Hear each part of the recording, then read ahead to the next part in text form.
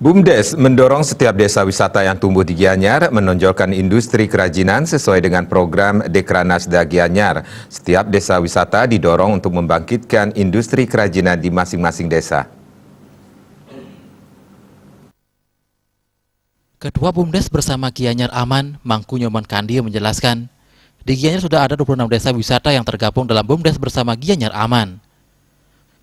Program desa wisata sendiri dapat menjadi sebuah sarana untuk desa-desa yang ada di Kabupaten Gianyar dan Bali agar menjadi destinasi wisata yang berstandar internasional, terlebih jika didukung oleh akomodasi yang memiliki kualitas dan standar yang baik.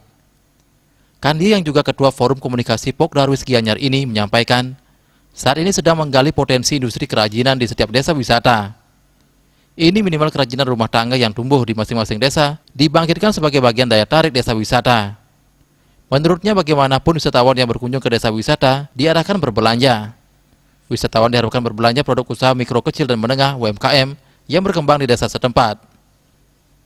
Kandi berharap paling tidak wisatawan bisa berbelanja hasil dari industri rumah tangga. Ini termasuk berbelanja produk kuliner khas masing-masing desa wisata, khususnya jajanan Bali. BUMDes bersama Gianyar Aman memiliki tugas merevitalisasi UMKM yang selama ini tumbuh di desa wisata.